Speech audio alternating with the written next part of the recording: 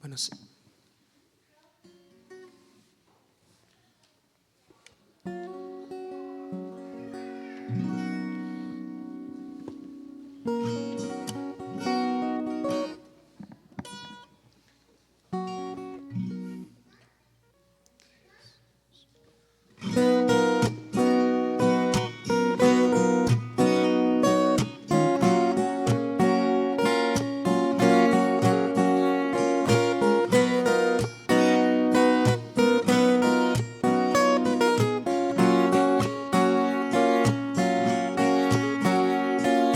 Cristo te cuida en la ternura de su amor. Por tus pecados Él te dará el perdón. Hermano, confiesa tus penas y tus lamentos. Él te levantará para volver a comenzar.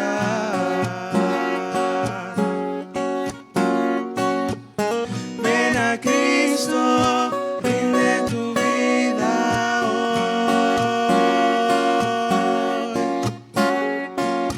No dudes más y entrégate a Él, hermano. Renueva tus planos y ven una vez más ante el Salvador.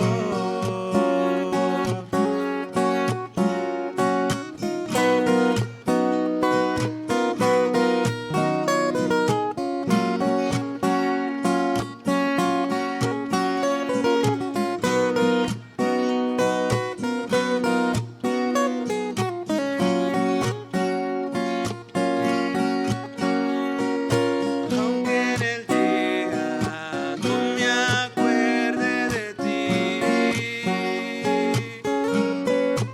Jehová eres fiel y cuidas de mí, oh Cristo. De fuertes peligros y de tragedias tú me librarás con tu tierno amor. Ven a Cristo, rinde tu vida hoy. No dudes más y entrégate a Él, hermano. Renueva tu pacto y ven una vez más ante el Salvador.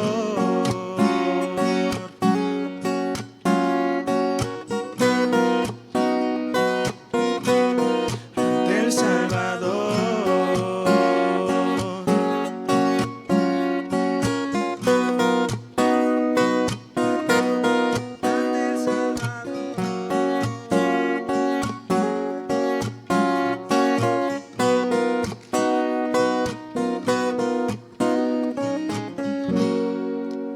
Amén.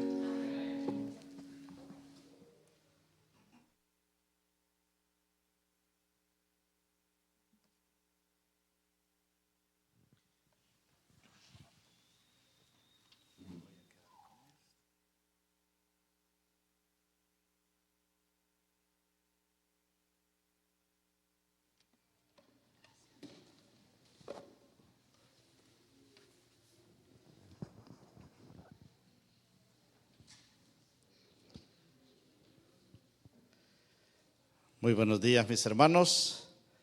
Tengan todos ustedes un feliz sábado. Muchas gracias por ese lindo especial.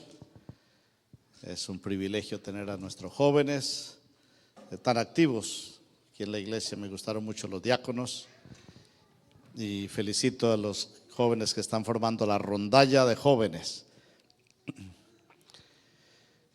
Ya vamos a tener un evento donde queremos que ustedes participen, así que prepárense. Saludos del hermano Merardo. Anoche estuvimos comunicándonos con él y les manda un saludo para todos ustedes. Bien, mis hermanos, queremos dejar con ustedes algunos breves anuncios. Después del culto tendremos nuestra junta de iglesia, inmediatamente terminemos. Y estamos ya preparando el día de damas a nivel de la conferencia. Antes estará el día de damas aquí en la iglesia de Independence. Luego tendremos el día de varones aquí también para la iglesia de Independence. El de damas de abril 3 al 5 es a nivel de la conferencia, así que esperamos que todas las hermanas de aquí puedan acompañarnos. Y nuestra caravana evangelística será del 9 al 16 de mayo. Empezaremos el sábado 9 de mayo en Tulsa. Ese primer sábado de la caravana estaremos todos los pastores hispanos aquí en Tulsa, predicando cada uno en una iglesia diferente. Y luego en la tarde tendremos una gran convocación en la iglesia de Fellowship. Queremos que ustedes se preparen con un desfile de grupos pequeños y queremos que todos los miembros participen. Vamos a tener ese desfile, vamos a tener un concierto, vamos a tener bautismos y vamos a tener un mensaje del evangelista invitado que nos estará acompañando. La ruta de la caravana será el domingo en West Island, el lunes en Saliso, el martes en Stigler, el miércoles en Durán, el jueves libre, el viernes en Oklahoma City y el sábado una gran convocación en la ciudad de Oklahoma para todas las iglesias. Esperamos que todos los que puedan acompañarnos en el viaje lo puedan hacer, pero cuando sea en nuestra área, pues todos puedan estar presentes. El día 7 de marzo, de 3 de la tarde en adelante, tendremos aquí en la iglesia de First Tulsa un entrenamiento. Vendrá todo el personal, todos los departamentales de la Unión, presidente, secretario, tesorero, así que hay entrenamiento para todos los departamentos de la iglesia. Así que si ustedes es parte de un departamento, está invitado a asistir, pero si usted solamente es un miembro de iglesia, también lo invitamos para que vaya. No se pierda esta sesión, va a ser muy bonita, muy importante, muy especial. Y usted puede escoger, si usted no es parte de ningún departamento, usted escoge, quiero estar en los seminarios de jóvenes o de escuela sabática o de Dorcas o de ancianos o de diáconos y participe, aprenda, entrénese. En algún momento le va a tocar desempeñar esa función y es bueno que tenga una visión de cómo funcionan los departamentos en nuestra iglesia. Bien, mis hermanos, anoche comenzamos un breve estudio sobre el santuario y hoy vamos a analizar solo un puntico del santuario, porque el santuario es una doctrina muy amplia de nuestra iglesia y vamos a hablar acerca del día de la expiación. Esperamos que la garganta me ayude y pueda terminar este tiempo sin inconvenientes. Veamos lo que la Biblia enseña acerca del día de la expiación y qué importancia tiene para nosotros hoy como iglesia. Quiero preguntarles, ¿cuántos pecados cargó Jesús sobre sí cuando murió en la cruz? ¿Cuántos? Todos. Todos los pecados de todo el mundo. Entonces viene la siguiente pregunta: ¿todos vamos a ser salvos? Si el precio está pagado para todos, ¿por qué no nos vamos a salvar? ¿Será que algunos se van a perder? Sí. Y entonces vamos a mirar a través del santuario y del día de la expiación. ¿Por qué? Anoche hicimos una pregunta: ¿por qué algunos se van a salvar, algunos se van a perder? ¿Quién decide eso? ¿Y qué dijo Satanás? Dios es el que decide quién se salva y quién se pierde, y Él escoge como quiere. Y no es justo. Y esa fue la idea que sembró en ese concilio que hubo entre los ángeles, entre los seres no caídos. Y también es tal vez algunas de las preguntas que nosotros tenemos. En el Antiguo Testamento habían dos símbolos. Uno era el cordero, el otro era el sacerdote. Pero en el cielo solo hay uno, y es Cristo. Cristo es a su vez el cordero y el sacerdote. En el santuario terrenal no se podían hacer, porque si se sacrificaba el sacerdote, ¿quién iba a llevar la sangre del cordero adentro? Pero en el cielo, en el santuario celestial, Jesús es el Cordero de Dios, pero es a la vez el sumo sacerdote que intercede por nosotros. Recuerden, el pecador llevaba el corderito, era sacrificado, la sangre de ese cordero la tomaba el sacerdote, o sea que tomaba los pecados que habían sido confesados sobre el cordero y por el cual el cordero moría, los cargaba sobre sí y los llevaba y los depositaba en el santuario, porque la sangre quedaba esparcida en el santuario. Jesús no murió, o no lo mataron los judíos. Jesús murió por nuestros pecados. Todos nosotros somos culpables de su muerte, y cuando nosotros confesamos nuestros pecados, Él los toma, y por la gracia de Dios, por la misericordia, por la obra que Jesús hace en el santuario celestial, Él nos puede perdonar esos pecados por su propia sangre. Cristo intercede por nosotros porque es el sacerdote intercesor, y clama delante del Padre: mi sangre, mi sangre. Y entonces, al frente de cada pecado que nosotros confesamos, Dios coloca la palabra perdonado, y nosotros nos regresamos felices, limpios, perdonados. Amén, gloria a Dios. ¿Quién tomó esos pecados? Cristo. Los purificó en su sangre y los depositó en el santuario celestial. Entonces el santuario se está contaminando con los pecados que nosotros estamos cometiendo aquí en la tierra y de los cuales nosotros nos estamos arrepintiendo. ¿Quién asume la responsabilidad por esos pecados? Cristo Jesús. Ahora, Dios es ahora culpable sin haber cometido pecado, y nosotros los pecadores somos inocentes. Así era que funcionaba, así fue que Jesús enseñó que debía hacerse con el sacrificio del cordero. El cordero inocente moría y el pecador culpable regresaba feliz, limpio, perdonado. En Hebreos capítulo 7, versículo 26, la palabra de Dios dice: porque tal sumo sacerdote nos convenía, porque es santo, inocente, sin mancha, apartado de los pecadores y hecho más sublime que los cielos.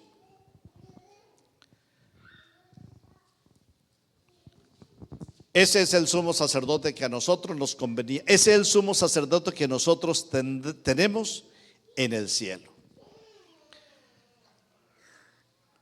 Así como el santuario se contaminaba durante todo el año con la sangre de cada cordero que moría, porque el sacerdote tomaba esa sangre y la esparcía sobre el velo y se iba contaminando. Ahí estaban representados los pecados de todas las personas. El santuario celestial se contamina con nuestros pecados. Cada vez que nosotros los confesamos, Jesús viene, los toma, nos perdona, pero los va depositando ahí en el santuario. Levíticos capítulo 20, versículo 3 dice: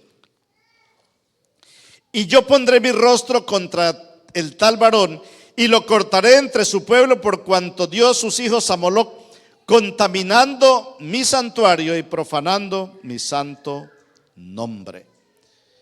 Se contamina el santuario, se profana el nombre de Dios. El nombre de Dios es su carácter. Cuando Moisés quería ver a Dios y Dios lo escondió en una endija de una peña y Moisés lo vio, ¿qué fue lo que dijo? ¿Cómo lo describió? ¿Qué tamaño tenía? ¿Qué color era el cabello? No pudo decirlo, ¿verdad? Él le respondió: yo haré pasar todo mi bien delante de tu rostro y proclamaré el nombre de Jehová delante de ti, y tendré misericordia del que tendré misericordia y seré clemente para con el que seré clemente. ¿Creen ustedes que la santidad y el pecado pueden vivir juntos? Por un tiempo sí. ¿Dónde? En el santuario. El santuario que Dios le pidió a Moisés que hiciera era santo. Pero ahí estaban también acumulándose los pecados de todos los hombres a través de todo el año. ¿Era malo el santuario? No, era santo. Estaba contaminado así por la sangre que representaban los pecados de los seres humanos. ¿Cuántos pecados habrá en el santuario celestial?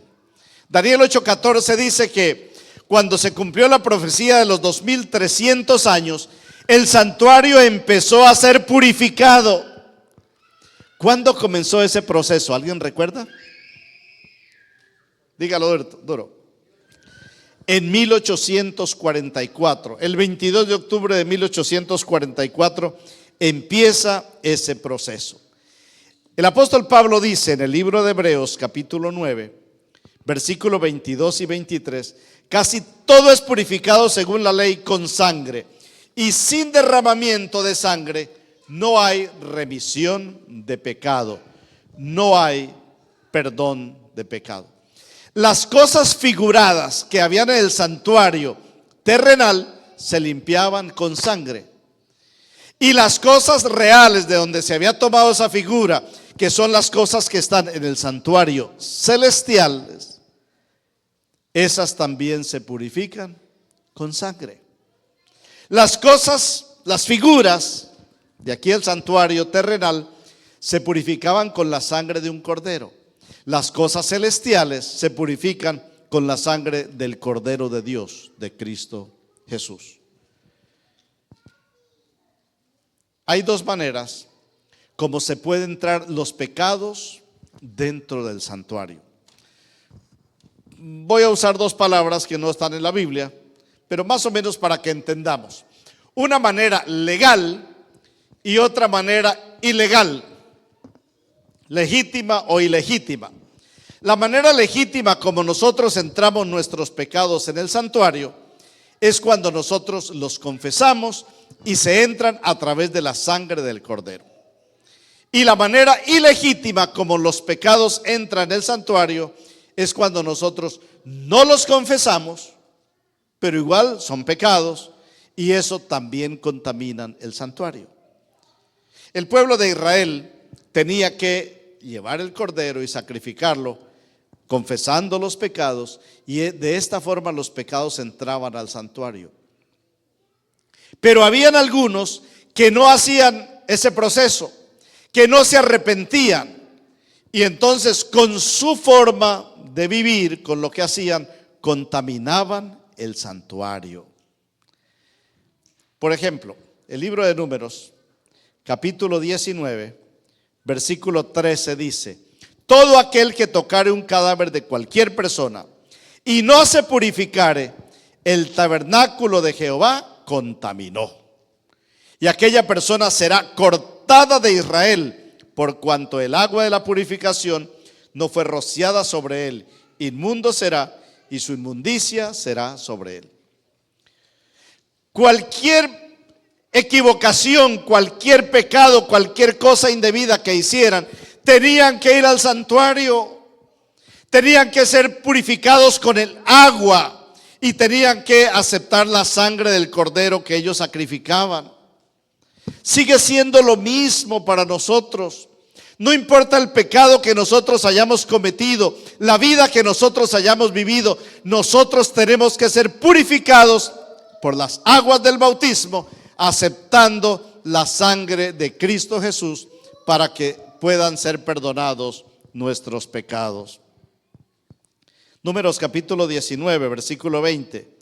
Y el que fuere inmundo y no se purificare, tal persona será cortada de entre la congregación, por cuanto contaminó el santuario de Jehová y no fue rociada sobre él el agua de la purificación, es inmundo. ¿Qué pasaba con las personas que no llevaban sus pecados al santuario a través de la sangre del cordero? ¿Qué pasaba el día de la expiación?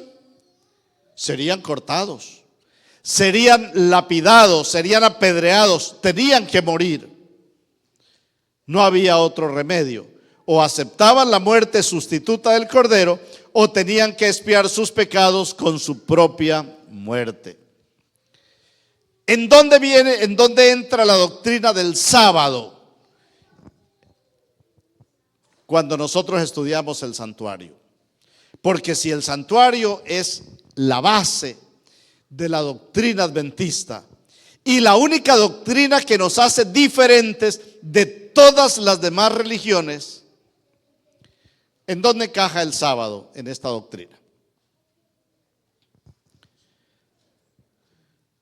Es cierto que en las tablas de la ley que estaban en el lugar santísimo, ¿verdad? Ahí están los 10 mandamientos, está el sábado. Pero ¿saben? La violación del séptimo mandamiento, del cuarto mandamiento, del séptimo día, es una contaminación para el santuario. Leamos Ezequiel capítulo 23, versículos 38 y 39. Porque profanando el sábado se contamina el santuario, si no se arrepentían, si no entraban a través, esos pecados a través de la sangre. Dice, aún esto más me hicieron, contaminaron mi santuario en aquel día y profanaron mis sábados. La profanación, la violación, la no observancia correctamente del día sábado es una forma como nosotros contaminamos el santuario celestial. Así que esto no es de juego. El sábado no es solamente un día para acostarnos, a dormir y a ver televisión. No. El sábado es un día santo, dedicado para Dios. Y si nosotros no lo descansamos, como lo dice el mandamiento, estamos contaminando el santuario celestial. Estaba al mismo nivel ese pecado con qué otro. A ver si está ahí. Habiendo sacrificado sus hijos a los ídolos, entraban en mi santuario el mismo día para contaminarlo. Y aquí que así hicieron en medio de mi casa. Habían muchos, porque el diablo siempre nos mete ideas en la cabeza. El diablo siempre quiso enseñar que eso de matar un cordero era terrible. Que Dios tan sanguinario, pedir la muerte de un cordero inocente. ¿Y qué le decía el diablo a la gente que hiciera? Que sacrificara a sus propios hijos. ¿Qué era mejor? ¿El plan de Dios o lo que el diablo les decía? ¿Qué sacrificaría usted? Si su casa se está incendiando, ¿qué saca usted de la casa? ¿A su hijo o al gato? Por supuesto, Dios cuidaba a los hijos. El diablo nos dice, ¿ustedes para qué van a esa iglesia? Allá les piden el 10% de lo que ganan. Mejor quédese aquí y vaya al casino. Y ahí el diablo le roba todo lo que usted se gana.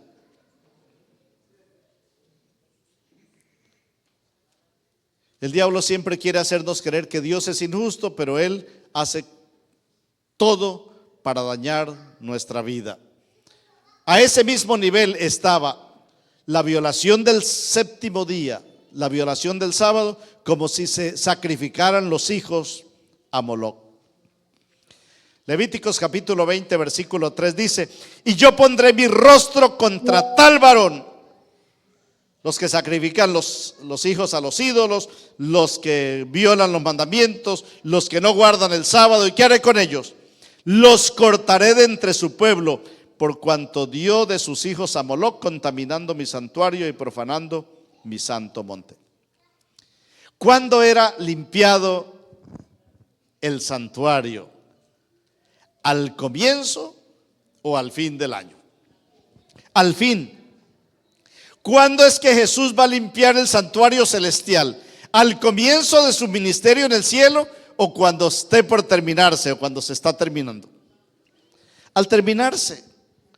Todo este tiempo que nosotros estamos viviendo se le llama un tiempo de gracia, un tiempo de oportunidad, un tiempo para reflexionar, un tiempo para arrepentirnos, un tiempo para tomar decisiones para la eternidad. Levíticos capítulo 15, versículo 31 dice: así apartaréis de sus impurezas a los hijos de Israel, a fin de que no mueran por sus impurezas, por haber contaminado mi tabernáculo que está entre ellos. El santuario se iba contaminando. ¿Estaba contaminado el santuario el día de la expiación? Sí. ¿Durante la celebración de la fiesta de la expiación se seguía contaminando el santuario? Sí. Solo al final del día de la expiación es que el santuario iba a quedar limpio. Nosotros hoy estamos viviendo, ¿en qué fecha? ¿En cuál de las fiestas? En el día de la expiación. Desde 1844 hasta nuestros días es para nosotros el día de la expiación, el día del juicio que Dios está haciendo para esta tierra. Ahora yo les pregunto, ¿para quién se hacía el día de la expiación? ¿Para todos los impíos? ¿Para todo el mundo? ¿Para los moabitas, los amonitas, los egipcios? ¿Para quién? Solo para los que habían entrado sus pecados al santuario a través de la sangre del Cordero. Era para ellos el día de la expiación, para nadie más. Aunque fueran parte del pueblo de Israel, pero si no habían entrado sus pecados al santuario a través de la sangre del Cordero, para ellos no valía el día de la expiación, porque la expiación era para limpiar, era para perdonar. Pero ese día, esa fiesta también tenía un significado más grande y más profundo. ¿Qué pasaba con aquellos que no se arrepentían? ¿Qué pasaba con aquellos que no llevaron sus pecados sacrificando un cordero? ¿Qué les iba a suceder? Levíticos capítulo 16, versículo 16. Esta mañana vamos a leer mucho del libro de Levíticos, porque es donde está más específicamente presentado el programa o el plan de la salvación de Dios ilustrado a través del santuario. Dice el versículo 16: así purificará el santuario a causa de las impurezas de los hijos de Israel, de sus rebeliones y de todos sus pecados. De la misma manera hará también al tabernáculo de reunión, el cual reside entre ellos en medio de sus impurezas. ¿El sacerdote que entraba a los pecados era culpable? No. Pero cuando tomaba la sangre del cordero, cargaba esos pecados sobre sí. Los llevaba y los depositaba ahora en el velo, en el santuario. El sacerdote no era culpable. Culpables eran los pecadores, los que habían hecho el mal. Los que estuvieron anoche supieron, por el ejemplo que pusimos, de quién hablábamos, que no vamos a repetir hoy. Quiero leer Patriarcas y Profetas, página 369. La sierva del Señor dice: el día de la expiación, el sumo sacerdote, llevando una ofrenda por la congregación, entraba al lugar santísimo con la sangre y la rociaba sobre el propiciatorio. ¿Saben lo que era el propiciatorio? Era esa tapa que cubría el arca donde estaban los 10 mandamientos, y en esa tapa de oro estaban 2 querubines que la cuidaban y la protegían. Ese era el propiciatorio. Encima de las tablas de la ley, en esa forma los requerimientos de la ley que exigían la vida del pecador quedaban satisfechos. Entonces, en su carácter de mediador, el sacerdote tomaba los pecados sobre sí mismo y salía del santuario, llevando sobre sí la carga de las culpas de Israel a la puerta del tabernáculo. Ponía las manos sobre la cabeza del macho de cabrío, símbolo de Azazel, y confesaba sobre él todas las iniquidades de los hijos de Israel y todas las rebeliones y todos sus pecados, poniéndolos así sobre la cabeza del macho de cabrío. Y cuando el macho de cabrío que llevaba estos pecados era conducido al desierto, se consideraba que con él se alejaban para siempre del pueblo. Tal era el servicio, verificado como bosquejo y sombra de las cosas celestiales.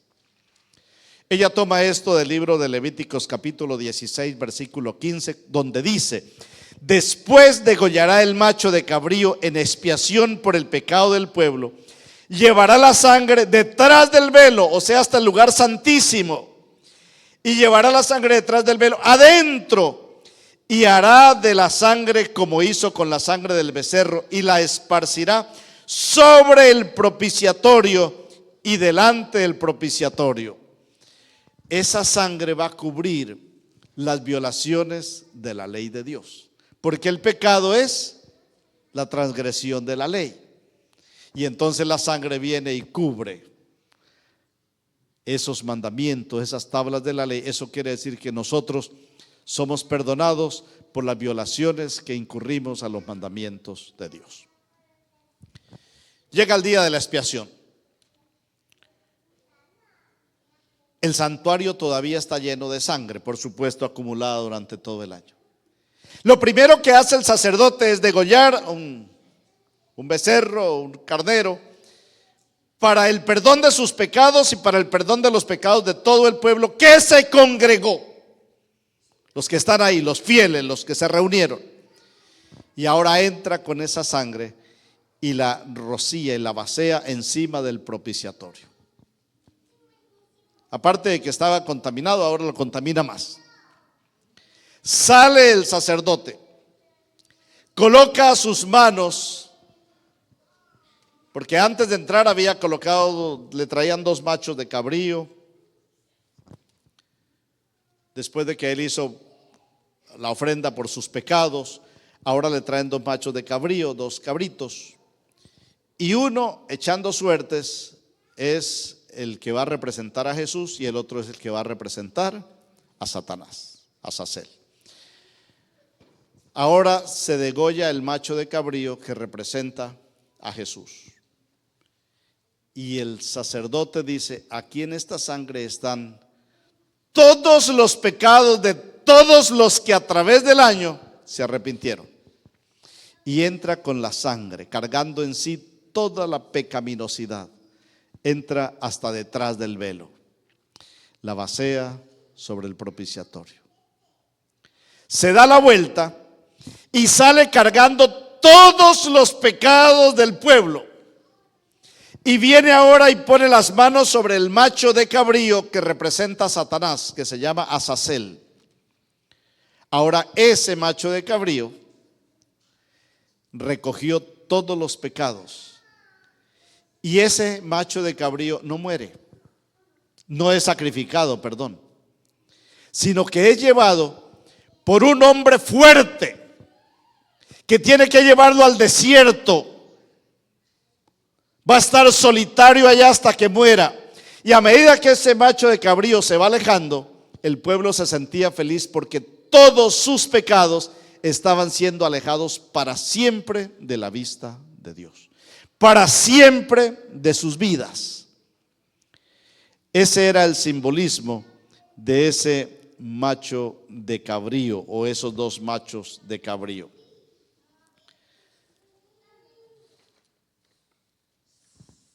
Cuando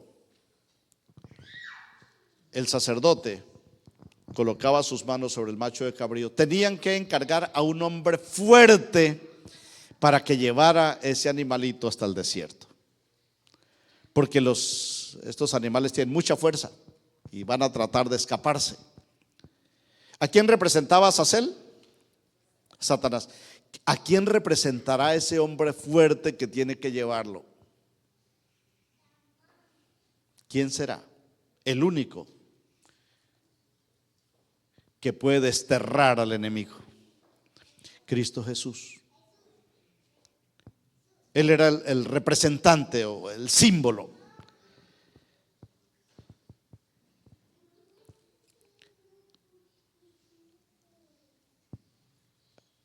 ¿Los pecados de quién estaba cargando Azazel?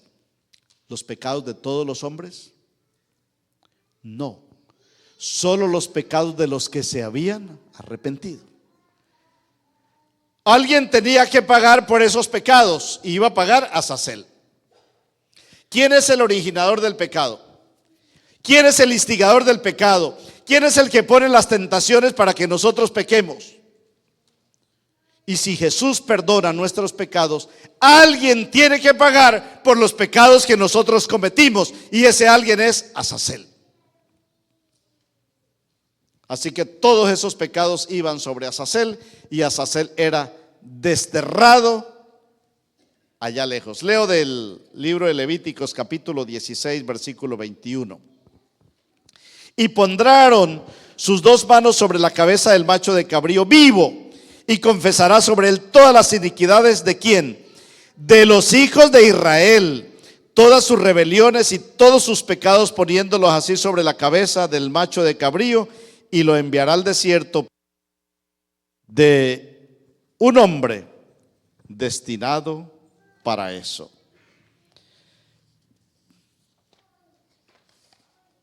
Ahora,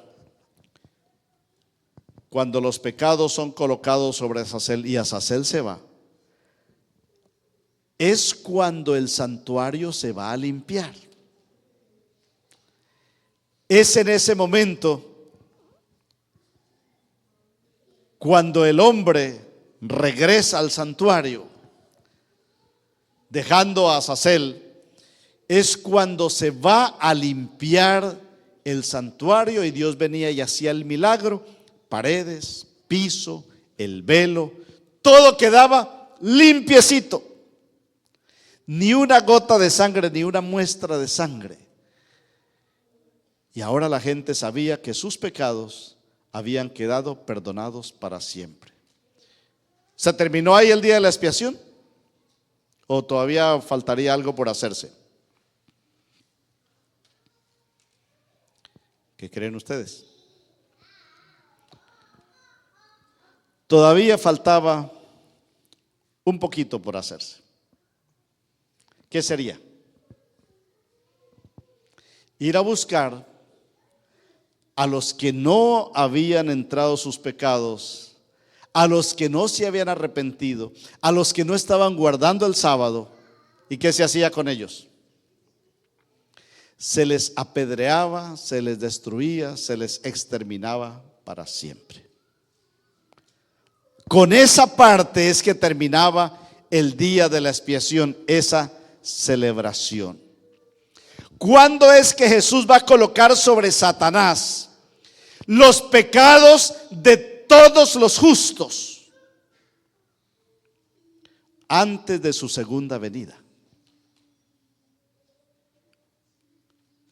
Porque el enemigo a la segunda venida ya tiene que haber sido cargado con los pecados de todos los justos, para que Dios pueda decir: voy a llamar a mis hijos, estos han sido juzgados, estos pasaron por el juicio, estos son los únicos que sobrevivieron a la expiación, y me los voy a traer. Y ese juicio se está haciendo ahora en el cielo. Y todos los ángeles saben que todos los que van a ser salvados, Dios lo hizo con justicia, porque hizo un juicio previo, escudriñó la vida de cada uno de los que van a ser salvos. Hebreos capítulo 9 versículo 28 dice: así también Cristo fue ofrecido una sola vez para llevar los pecados de muchos y aparecerá por segunda vez sin relación con el pecado para salvar a los que le esperan. Cristo murió por el pecado de todos. ¿Así dice? ¿De quién? De muchos, no de todos. ¿Quiénes son los muchos? Aquellos que se arrepientan, aquellos que acepten a Jesús, aquellos que pongan sus pecados y su vida en las manos del Cordero, aquellos que acepten el regalo de la salvación, que acepten la sangre del Cordero, aquellos que sean bautizados, aquellos que por la gracia de Dios guardan los mandamientos. Por ellos o para ellos es que la sangre derramada en la cruz es válida, porque los que no quisieron aceptarlo, no es válido para ellos el sacrificio de Jesús. Primera de Pedro 4:17 dice que el juicio comienza por la iglesia. Dice, porque es tiempo de que el juicio comience por la casa de Dios. Y si primero comienza por nosotros, ¿cuál será el fin de los que no obedecen el evangelio de Dios? ¿Cuál es la casa de Dios? Según primera de Timoteo 3:15 dice, para que si tardo sepas cómo debes conducirte en la casa de Dios, que es la iglesia del Dios viviente, columna y baluarte de la verdad. Ahora, antes de que Jesús regrese, termina esa obra de juicio en el cielo. Los ángeles son los testigos. Y ahora los ángeles saben que Jesús no va a llevar al cielo a los que quiere y va a dejar a los que Él quiere. No, que ha habido un juicio y escudriñó la vida de cada uno. Y los ángeles dicen, gloria a Dios, porque todos aquellos a quienes Jesús va a llamar es porque se lo merecen. Es porque aceptaron el sacrificio de Jesús. Pues bien, ¿qué pasa con los otros? ¿Qué pasa con los que no aceptaron? ¿Cuándo van a ser juzgados? ¿Cuándo? Durante el milenio. ¿Quiénes los van a juzgar? Nosotros, los santos, los salvos. El apóstol San Pablo dice que nosotros hemos de juzgar al mundo y que nosotros hemos de juzgar a los ángeles. ¿A cuáles ángeles? A los ángeles caídos. Así que aquellos que no aceptaron a Jesús como su representante, como su abogado, pues quedan ahí en esa lista de espera y serán juzgados durante el milenio por los santos. Nosotros tendremos esa sagrada responsabilidad. ¿Por qué? Porque cuando lleguemos al cielo vamos a tener tres grandes sorpresas. La primera es, ¿por qué estoy yo aquí? El que menos merecía soy yo y estoy aquí. Es la sorpresa más grande. La otra sorpresa grande, y aquel que hace aquí, si fue un perseguidor, si fue un asesino, si era un drogadicto, si era un borracho, ¿qué hace aquí? Y la tercera sorpresa es cuando empecemos a buscar al hermano aquel, el más consagrado de la iglesia, el que criticaba a todos porque cometían pecados, y ese ¿por qué no está? Entonces, cuando nosotros nos involucremos en ese juicio, se despejarán esas dudas. Ahora entenderemos por qué aquel que fue tan terrible está aquí y aquel que parecía tan santo no está. Pero Dios nos mostrará toda la evidencia. Y entonces, cuando regresemos después del milenario, sabremos que Dios es justo, que Dios no se equivocó, que aquel, por mucho que nos lo admiramos, se perdió porque no quiso aceptar la provisión que Dios hizo para él. ¿Cuándo termina el día de la expiación? ¿Cuándo creen ustedes? ¿Cuándo? al fin del milenio. Correcto. El día de la expiación solo se acabará después del milenio, porque el día de la expiación no se acababa cuando era desterrado Azazel al desierto. ¿Cuándo es desterrado Satanás? Durante 1000 años. El día de la expiación se acababa cuando eran exterminados los que no se habían arrepentido. Y eso sucederá al final del milenio. Cuando Jesús regrese, entonces viene a ser esa obra de juicio ejecutivo para exterminar a aquellos que no se arrepintieron. Levítico 23:29. Porque toda persona que no se afligiere en este mismo día será cortada de su pueblo. Después que Azazel había sido llevado al desierto, igualmente los impíos serán exterminados de la tierra después del destierro de Satanás. Muy bien. ¿Quién pagó por los pecados que cometieron los justos que están en el cielo? La sangre de Cristo. ¿Quién va a pagar por los pecados que cometieron los que no entran al cielo? La sangre de Cristo nos limpió, pero alguien tuvo que ser castigado por los pecados que nosotros cometimos. ¿Quién fue? Azazel. ¿Quién será castigado por los pecados de los justos? El diablo.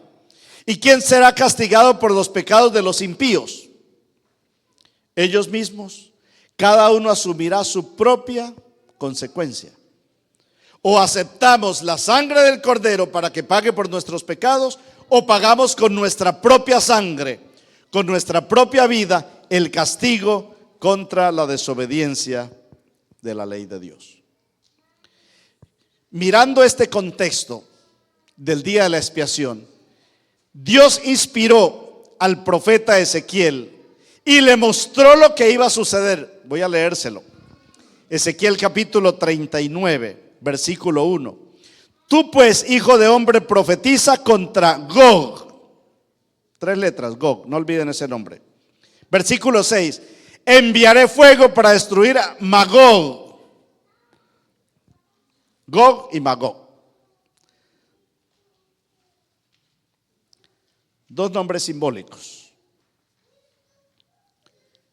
¿En alguna otra parte se mencionan esos nombres? ¿Dónde? En Apocalipsis. Después del milenario. ¿Cómo dice el libro de Apocalipsis capítulo 20, versículos 7 y 8? Cuando los 1000 años se cumplan, Satanás será suelto de su prisión y saldrá a engañar a las naciones que están en los 4 ángulos de la tierra, a Gog y a Magog, a fin de reunirnos para la batalla, el número de los cuales es como la arena del mar. Y ahora inundan o circundan la ciudad de Dios. ¿Quiénes están dentro de la ciudad de Dios, de la Nueva Jerusalén? Está el Padre, está el Hijo, el Espíritu Santo, están los ángeles y quieren más. Todos los salvados, todos los redimidos. Y contra ellos es la última batalla que el diablo quiere hacer. Esa es la batalla de Gog y Magog. ¿Y qué pasó? Afuera están los impenitentes, los pecadores, los que tuvieron las mismas oportunidades que nosotros, pero no se arrepintieron. Los que cometieron los mismos pecados que nosotros, pero no se arrepintieron. Allá están con Azazel para esa lucha final. Dice el libro de Ezequiel, capítulo 39, versículos 17 al 20. Y tú, hijo de hombre, así ha dicho Jehová el Señor: di a las aves de toda especie y a toda fiera del campo: juntaos y venid y reuníos de todas partes a mi víctima que sacrifico para vosotros, un sacrificio grande sobre los montes de Israel. Y comeréis carne y beberéis sangre, y comeréis la carne de fuertes y beberéis sangre de príncipes de la tierra, de carneros, de corderos, de machos de cabrío, de bueyes, de toros engordados, todos en Basán. Comeréis la grosura, la grasa, hasta saciaros. Eso es lo que Dios profetizó allá en el libro de Ezequiel, que iba a suceder después del milenario. Que iba a haber la gran cena de Dios. Es muy diferente de la cena de bodas del Cordero. La cena de Dios, ¿quiénes son los invitados? Las bestias del campo, las fieras, las aves de rapiña, para que coman la carne de aquellos que van a morir. Porque van a morir capitanes, van a morir reyes, van a morir todos aquellos que están engordados, que tienen la grosura. ¿Qué representa la grasa? La grasa representa el pecado. Por eso cuando se sacrificaba el cordero, el sacerdote luego partía ese cordero y la grasa que representa el pecado la sacaba aparte y se quemaba. El sacerdote no le ponía fuego, el fuego salía del altar. Dios quemaba esa grasa. Había que separar el cordero del pecado. Ya leímos lo que Dios reveló en el libro de Ezequiel. Leamos cómo lo dice en el libro de Apocalipsis. ¿Qué es lo que va a suceder después del milenario? Apocalipsis 19, 17 al 20. Dice: y vi a un ángel que estaba en pie en el sol y clamó a gran voz diciendo a todas las aves que vuelan en medio del cielo: venid y congregados a la gran cena de Dios, para que comáis carnes de reyes, de capitanes, carnes de fuertes, carnes de caballos y de sus jinetes, carnes de todos, libres, esclavos, pequeños, grandes. Y vi la bestia y a los reyes de la tierra y a sus ejércitos reunidos para guerrear contra el que montaba el caballo y contra su ejército. Y la bestia fue apresada, y con ella el falso profeta que había hecho delante de ella las señales con las cuales había engañado a los que recibieron la marca de la bestia y habían adorado a su imagen. Estos dos fueron lanzados vivos dentro de un lago que arde con fuego y azufre. La misma terminología, la misma invitación, la misma cena, donde van a ser destruidos finalmente los impíos.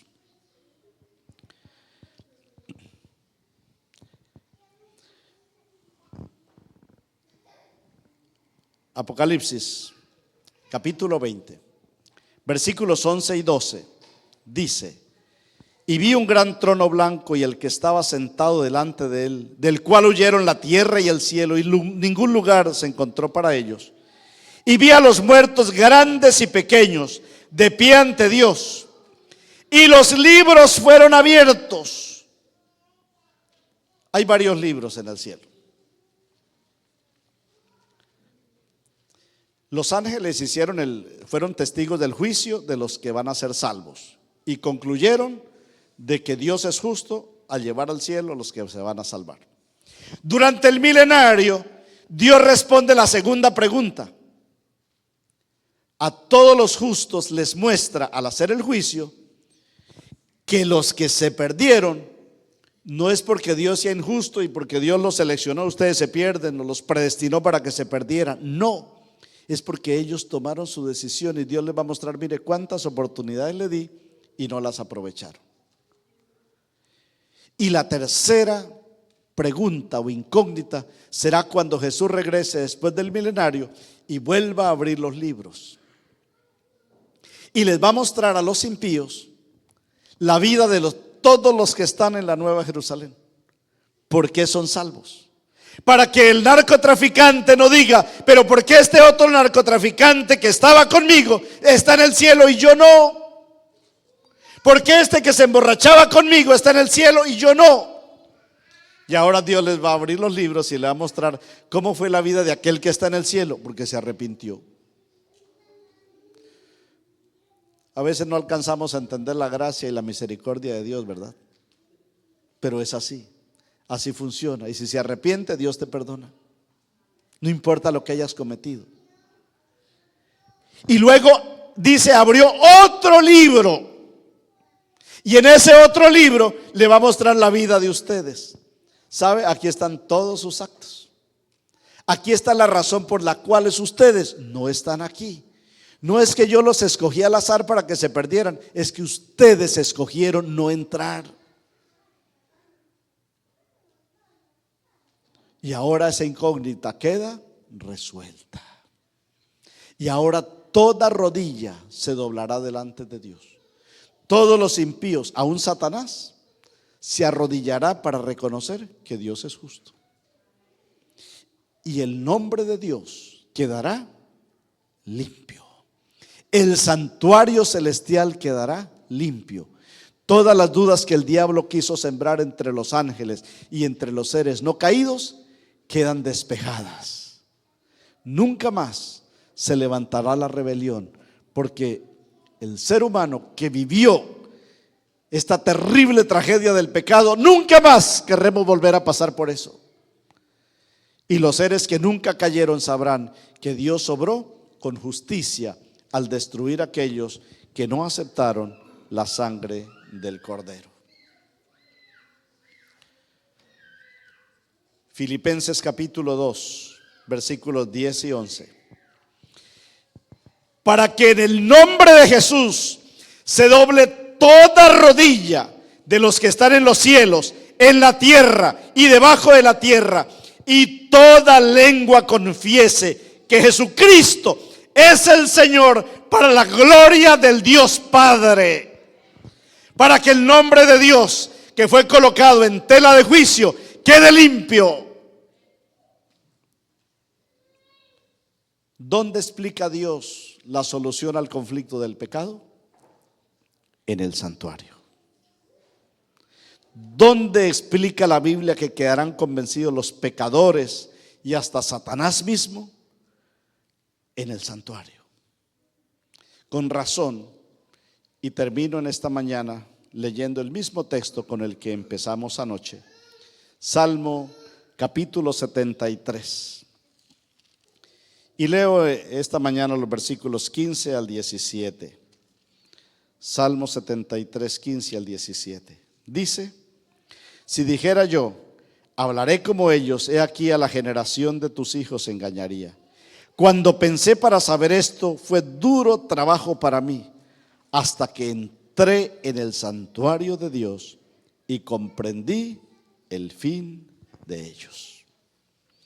Cuando nosotros entramos en el santuario, comprendemos que Dios es justo y comprendemos que hay un grupo que se va a perder porque no quisieron aceptar la salvación que el Cordero les está ofreciendo.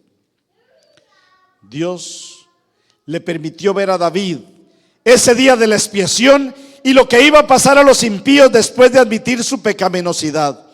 Todos los impíos serán cortados de en medio de su pueblo, y Dios hará un cielo nuevo y una tierra nueva en los cuales mora la justicia, y todo el universo estará en armonía. El problema del pecado se habrá resuelto a nivel universal. Qué Dios tan sabio el que nosotros tenemos. No deja ningún cabo suelto. No va a dejar la posibilidad de que alguien diga: yo no sé si Dios fue justo o no cuando no trajo a este, cuando no trajo a aquel otro. En el proceso del juicio, todos quedarán plenamente convencidos de que Él ha sido justo, misericordioso, que fue justo al salvar a David, que fue justo al condenar a Saúl, que ha sido correcto al salvar a este pecador y ha sido correcto al condenar a este otro. Todo el universo al unísono dirá: justos y verdaderos son tus caminos, oh Jehová. Mis hermanos, estamos en el día de la expiación. Estamos en el momento en que todavía podemos aceptar los méritos de la sangre del Cordero, en que podemos arrepentirnos de nuestros pecados para que nuestro nombre sea colocado en el libro de la vida. No dejemos pasar esta oportunidad, porque si no lo hacemos, vendrá un juicio y será justo. Pero si nosotros, aunque no lo entendamos, aceptamos los méritos de Jesús, aceptamos su presencia en nuestra vida, aceptamos que debemos empezar a ser obedientes a sus mandamientos a partir de ahora, entonces Dios tendrá misericordia, y Dios, por su gracia, por su sangre, por su sacrificio, por lo que Él ha hecho, nos regalará la salvación si nosotros la aceptamos. Que Dios nos bendiga en esta mañana.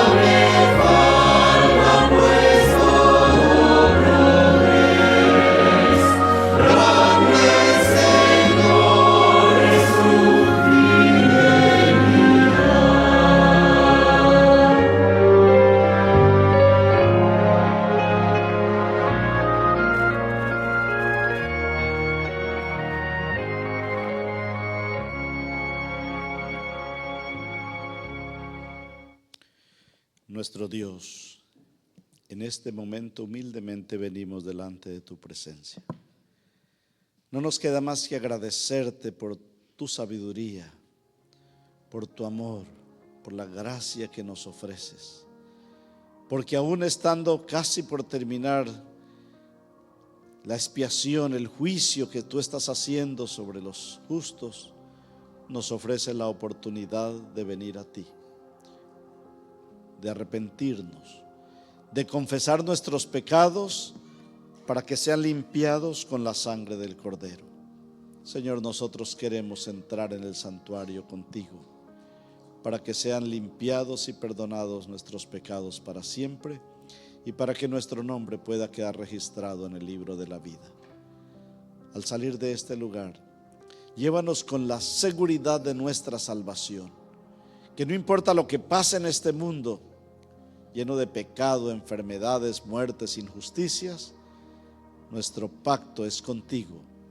Hemos hecho, Señor, hemos sellado contigo esa promesa de serte fieles, y tú la cumplirás devolviéndonos en bendiciones y en vida eterna. Que esta tu iglesia pueda marchar unida hacia el reino de los cielos. Y si alguien todavía no había confesado sus pecados, no había entrado a través del Cordero, que hoy sea el momento propicio para que reflexionemos, para que invitemos a alguien más y le digamos que el tiempo de gracia todavía está abierto, todavía hay una oportunidad para que ellos se puedan arrepentir y puedan ser salvos por tu gracia. Acompáñanos al salir de este lugar. Que tus santos ángeles nos cuiden, en el nombre de Jesús. Amén.